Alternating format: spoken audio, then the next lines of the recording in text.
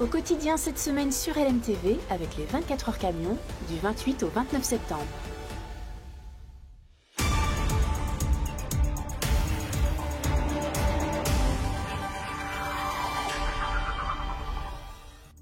Bonsoir à toutes et à tous, bienvenue dans une nouvelle édition d'Au Quotidien pour une nouvelle semaine d'Au Quotidien avec en ce lundi 23 septembre à la présentation du journal ce soir, Laure Girard. Bonsoir Laure. Bonsoir Colin, bonsoir à tous. Notre invité dans le journal. Anthony Trifot, vice-président du conseil départemental de la Sarthe.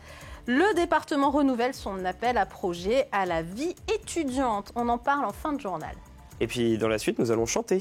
Avec la talentueuse Lola Baye, chanteuse, compositrice, artiste totale sartoise, qui recommence sa tournée des petites communes en Sarthe. C'est au mois d'octobre, vous le verrez. On en parle dans la suite d'Au Quotidien, mais avant ça, place à l'actu du jour.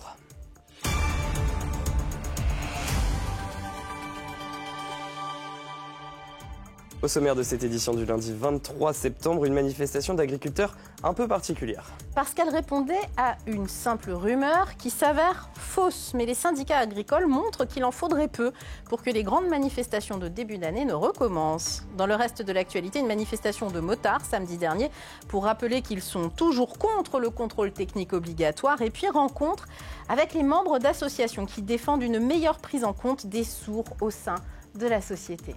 Mais on ouvre ce journal avec un important dispositif de pompiers déployé à Luché-Pringé suite à un incendie. Près d'une cinquantaine de soldats du feu et une trentaine de véhicules ont été engagés dimanche dernier à Luché-Pringé. De la fumée sortait d'un silo de la coopérative agricole Agrial contenant 500 tonnes de colza. Les raisons de ce déploiement conséquent, un risque d'explosion de la matière agricole. Après plus de 6 heures d'intervention, l'incendie a été maîtrisé. Dimanche vers 18h, aucune victime n'est à déplorer. Mais ce lundi midi, les pompiers étaient toujours présents pour vidanger le silo dans son intégralité. Cette fois, c'est une rumeur qui a mis le feu aux poudres. Depuis plusieurs jours, dans le secteur agricole local, on entendait dire que l'abattoir Charal serait partiellement repris par LDC, ce qui aurait pu nuire à la filière bovine locale privée d'un abattoir sur son secteur. Finalement, après discussion avec la direction, ce n'était qu'une rumeur. Mais les membres des principaux syndicats agricoles ont quand même tenu à se faire entendre ce lundi pour manifester leur profond mal-être. Les explications de Colin Ancel.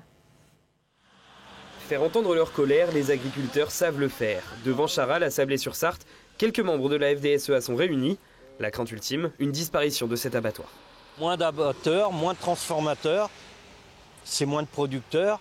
Et en fait, c'est l'histoire du chat qui se mord la queue.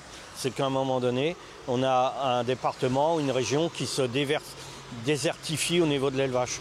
La rumeur Charal, immédiatement désamorcée par la direction, la FDSEA alerte sur le manque d'attractivité de la filière bovine. On a des prix un petit peu mieux, on n'a pas les prix qui couvrent les coûts de production, mais c'est un petit peu encourageant à avoir l'évolution. Ce qu'il nous faut, c'est des contrats Egalim signés à hauteur des coûts de production pour installer les jeunes, pour rassurer les banques, pour le financement, pour le renouvellement des générations. On travaille dans l'urgence. Travail urgent, tandis que les prises de décision sont ralenties après la dissolution en juin et l'absence de gouvernement jusqu'à ce samedi. On attend beaucoup de la nouvelle ministre de l'Agriculture et du ministre de l'Économie. Il y a des choses qui ont été demandées. Le président de la République s'est engagé. Si ça n'avance pas, oui, ça redescendra dans la rue à un moment ou l'autre. À peine intronisé et déjà menacé, après les mouvements de révolte de début 2024, le nouveau gouvernement est déjà attendu au tournant. Un nouveau gouvernement qui a été nommé ce samedi, Laure. Les ministres sont majoritairement issus de la droite LR, dont Bruno Retailleau, nouveau ministre de l'Intérieur. Forcément pour les membres des LR en Sarthe, dont le président de la fédération, c'est une très bonne nouvelle. Ils sont nombreux en local, comme lui, à avoir côtoyé de près l'ancien président de la région Pays de la Loire au cours de leur parcours politique. Alors nous avons demandé à Clément Coulon quelles sont les qualités de Bruno Retailleau pour cette nouvelle fonction. On l'écoute. C'est quelqu'un qui est porté par l'action, mais qui est aussi un homme de dialogue. C'est-à-dire qu'il va pouvoir permettre à la société de se ressouder. Et je pense qu'il a aussi cette volonté, la volonté également d'être le premier flic de France, d'être leur premier soutien, leur montrer qu'avec eux, les forces de l'ordre seront soutenues et encouragées. Il a 3 priorités, celle de rétablir l'ordre, la deuxième rétablir l'ordre et la troisième rétablir l'ordre. Je pense qu'il a été assez clair dans son discours. Il faut aujourd'hui que les Français puissent renouer avec la première des libertés, la sécurité.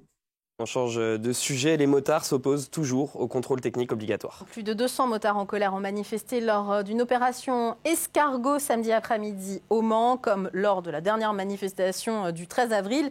Les motards ont réclamé le retrait complet du décret qui impose le contrôle technique aux motos. Le reportage d'Alexandre Ferrer.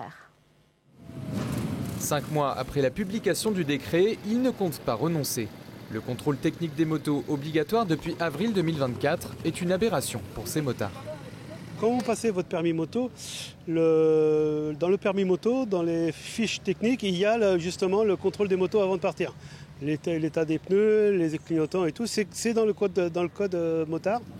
Pour rappel, ce contrôle doit être fait tous les 3 ans pour un coût moyen de 60 €. Sont concernés les véhicules 2 roues de plus de 50 cm3. Seules les motos immatriculées avant 1960 sont exemptées.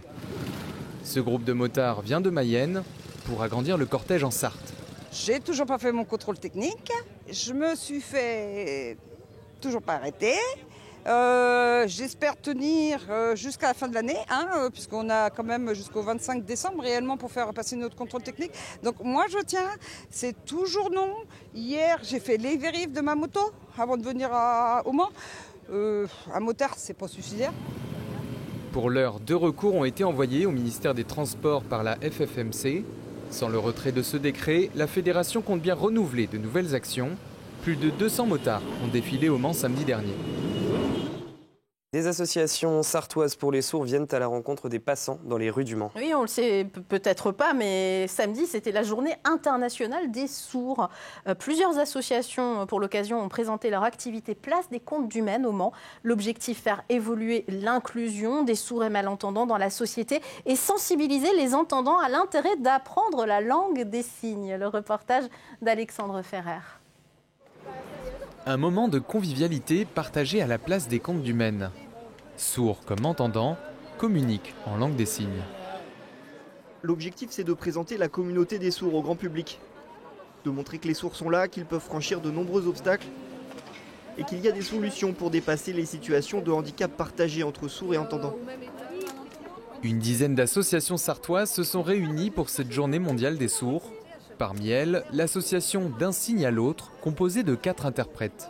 On fait justement le pont entre ces deux mondes, en tout cas on essaie en traduisant et en faisant en sorte que les gens puissent communiquer en fait. Donc nous on traduit de la langue des signes vers le français oral et inversement pour que les gens puissent communiquer.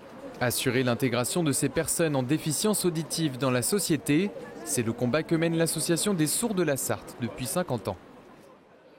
Je vais vous donner un exemple d'une petite chance que l'on a. La ville du Mans a fait appel à un prestataire pour une formation de la LSF. Il y a eu une action de formation pour des agents de la ville, des personnes qui travaillent à l'accueil, au CCAS, des éducateurs de rue. Enfin, des agents de la mairie maîtrisent les bases pour communiquer avec des personnes sourdes. Il faut saluer cette initiative et j'encourage les établissements scolaires et les entreprises à le faire. Certaines personnes décident elles-mêmes de se former. Je suis infirmière de formation. J'ai été confrontée à cette difficulté dans mon métier et que je trouvais important d'être formée. Donc je me suis formée à la langue des signes. Et ça me semble important maintenant de faire partie de la communauté aussi. Donc je fais partie également de l'association des sourds du Mans. L'association des sourds du département compte à ce jour 71 adhérents, sourds et entendants. Pour apprendre la langue des signes, des cafés-rencontres sont organisés une fois par mois. Nous remercions particulièrement Isis Lecourt, interprète LSF et membre de l'association D'un signe à l'autre, pour la traduction et la traduction des interprétations en langue des signes qui sont présentes dans ce reportage. Allez alors, il est l'heure de rejoindre notre invité, Anthony Trifot, vice-président du conseil départemental de la Sarthe, président de la commission jeunesse, éducation, citoyenneté et enseignement supérieur et également maire de Montfort-le-Génois. Bah oui. Également. Merci d'être avec nous sur ce plateau. Le département renouvelle son appel à projet à la vie étudiante. C'est la 3e année avec une enveloppe de 30 000 €. Concrètement, comment ça marche ? Alors ça marche tout simplement parce qu'on se veut en effet avec le président du conseil départemental d'apporter un soutien à la jeunesse et notamment ici aux étudiants à travers des projets qu'ils ont avec leur association. Donc on souhaite valoriser le plus simplement des projets qui s'engagent autour de la solidarité, du vivre ensemble, de l'environnement, du sport, de la santé, la lutte contre les déterminismes, les discriminations. Et donc, les associations peuvent candidater en présentant leur projet et un jury attribue une somme qui peut aller jusqu'à 5 000 € par projet. Ça marche, hein. En 2022, il y a eu 6 candidatures, 4 lauréats. En 2023, 14 candidatures, 8 lauréats. Quel type finalement de projets ont été choisis, si on peut donner un exemple?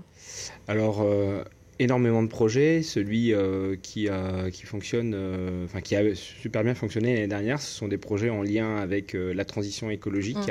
On voit ici un nombre d'étudiants sensibles à la question environnementale, avec des projets de sensibilisation auprès du grand public que l'on a voulu bien entendu soutenir avec le jury, parce que c'est aussi une façon de faire passer des messages à la population que de soutenir ces projets étudiants. Alors très concrètement, si vous voulez organiser un gala de fin d'année par exemple pour votre école, c'est pas le sujet. On n'est pas sur ce genre de projet-là, hein. Non, pas du tout. On n'est pas là pour soutenir en effet des manifestations ou des fêtes étudiantes, mais tout simplement des projets qui vont valoriser l'engagement des jeunes étudiants autour, encore une fois, d'un esprit de vivre ensemble. Ce que l'on souhaite, c'est aussi que les étudiants se plaisent en Sarthe, se plaisent sur leur campus ou aussi se plaisent dans les formations, dans les écoles post-bac, puisqu'on a des étudiants en Sarthe qui font des études post-bac, tout simplement pour leur donner des bonnes conditions aussi de réussite à leur diplôme. Alors vous avez, je l'ai dit, une enveloppe globale de 30 000 €. On peut donner jusqu'à combien à un projet ? On peut aller jusqu'à 5 000 € maximum. Voilà, c'est déjà très bien. Ça veut dire qu'on est sur des projets assez structurants et d'envergure. Et cette somme de 5 000 €, en effet, soutient beaucoup les étudiants. Voilà, il y a plusieurs associations du Mans qui ont pu bénéficier de ces 5 000 € et ça leur a vraiment permis, notamment de faire des fresques sur le climat, d'avoir des théâtres en lien avec des collégiens et pour une autre association de lutter contre les violences faites aux femmes, par exemple. Donc c'est vraiment très large, hein, le spectre des possibilités de projets. Il y a un calendrier évidemment à respecter. Vous devez déposer votre projet avant le 31 octobre, ou 31 octobre inclus, hein, c'est ça 31 octobre inclus, on n'est pas à cheval au jour près, hein, la collectivité s'adaptera. Mais en effet, ce qui nous intéresse, c'est de ne pas tarder à recevoir l'ensemble des dossiers pour pouvoir les sélectionner et ensuite donner le feu vert pour la mise en œuvre, puisque aussi ces étudiants attendent des fonds pour pouvoir réaliser le projet. Et l'intérêt, c'est que le projet se fasse dans l'année. Que l'examen du projet ait lieu en novembre, au courant novembre, attribution des projets avant Noël, hein, c'est ça, c'est ce qu'on espère. Hein. Et puis le projet doit être mis en œuvre effectivement avant juin 2025, hein, parce qu'il faut que ce soit quelque chose de concret. Oui, on veut du concret, on veut être au soutien quotidien des étudiants. Alors certains ont des projets structurants sur plusieurs années, mais on sait aussi que les étudiants bougent beaucoup et avant les renouvellements d'associations, il faut aussi que l'association puisse avoir concrétisé son projet. Donc le projet doit se réaliser dans l'année. Si on veut prendre des renseignements, parce que ce qu'on vous a dit n'est pas assez clair, mais j'en doute, mais si vous voulez avoir encore plus d'infos, il y a un mail contact@sarthe.fr, mais surtout le site internet sarthe.fr. Vous tapez appel projet soutien vie étudiante, vous allez trouver ça très très facilement et donc vous remplissez simplement un formulaire, c'est très facile. Oui, c'est très facile, il faut remplir le formulaire et vous pouvez également visualiser l'ensemble des associations qui ont obtenu des prix en images. Il y a des photos, on les a vues. Voilà, donc vous pouvez aller sur le site internet du Conseil départemental. Merci d'être venu nous parler de ce beau projet, puis on espère que ça va marcher de plus en plus. C'est ce qu'on espère aussi. En tout cas, l'enveloppe n'a pas été consommée entièrement l'année dernière. J'espère que cette année, elle le sera. Merci d'être venu sur ce plateau. C'est la fin de ce journal. On se retrouve dans quelques instants avec Lola Baye pour parler de musique. Alors, on va regarder la météo, une page de pub, et puis on se retrouve dans un instant. À tout de suite.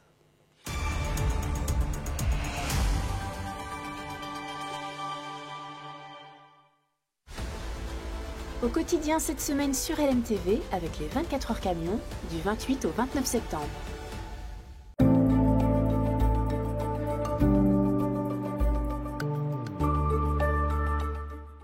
Bonsoir messieurs, dames, ravis de vous retrouver pour ce nouveau bulletin météo. Denis Delcourt pour vous accompagner comme tous les jours de la semaine avec pour votre soirée des conditions météo assez calmes, même si quelques nuages seront encore menaçants.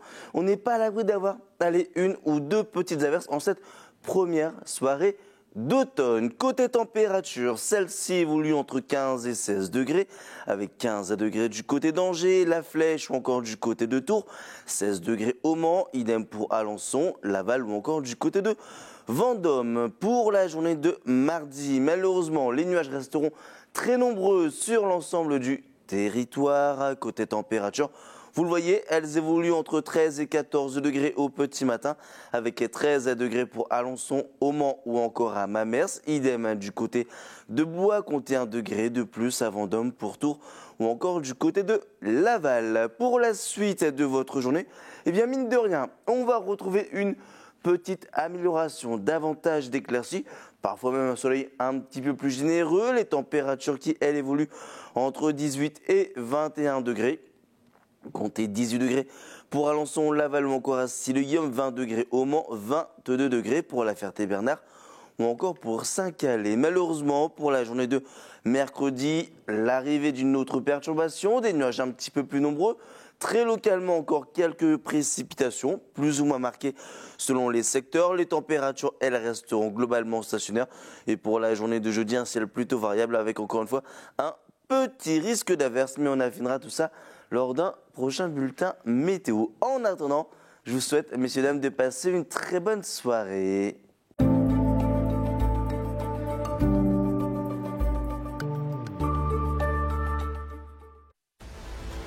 Au quotidien cette semaine sur LMTV avec les 24 heures camions du 28 au 29 septembre.